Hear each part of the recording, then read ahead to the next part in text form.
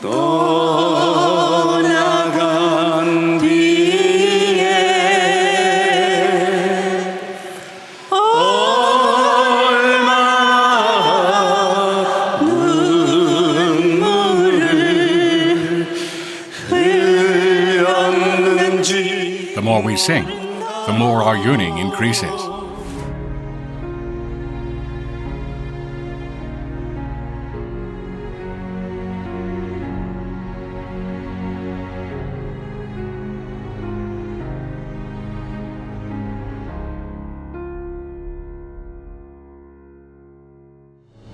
Reverend Moon's life was one of selfless dedication to the mission of bringing peace to the world.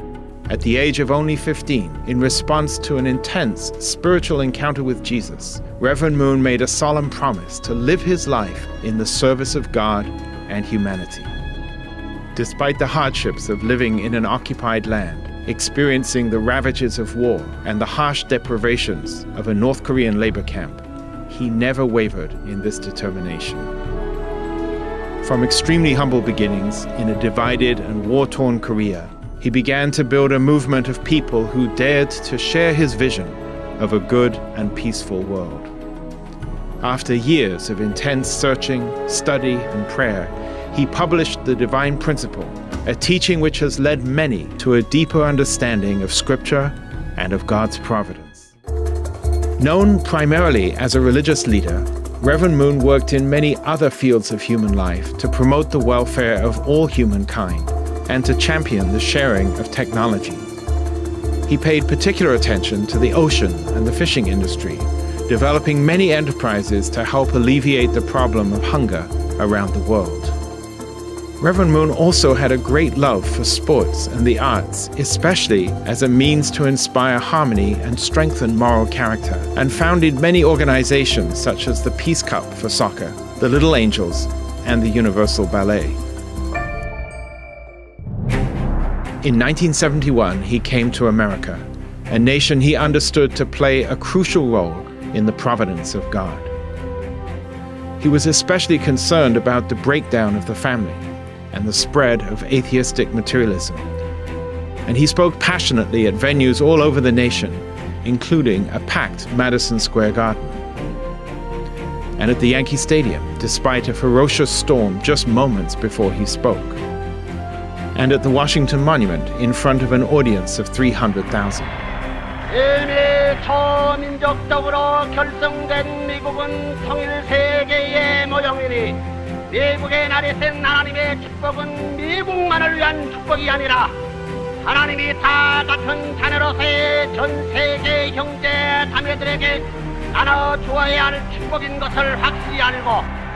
He also met with prominent U.S. leaders to remind them of America's true purpose and mission.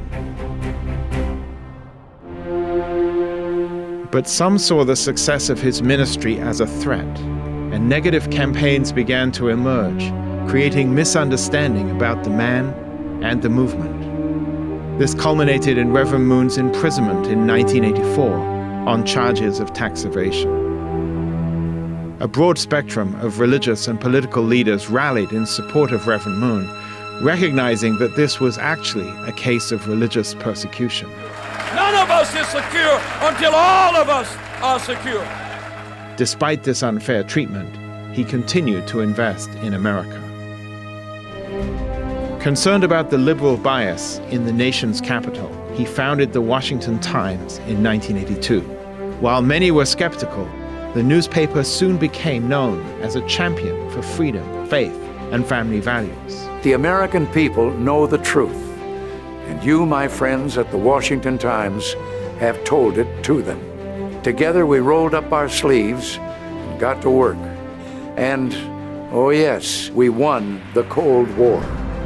Teaching that the family is the school of love and the cornerstone of peace, Reverend Moon conducted cross-cultural marriage blessings for both newlyweds and previously married couples. Reverend Moon founded the American Clergy Leadership Conference, one of the most racially and religiously diverse coalitions of faith leaders in America. Reverend Moon's mission went far beyond Christianity, and he invested wholeheartedly in interfaith dialogue, bringing Jews, Christians, and Muslims together through the Middle East Peace Initiative. Concerned that the voice of religion should be involved at the highest level of peacebuilding, he initiated the call for an interfaith council to be established at the United Nations.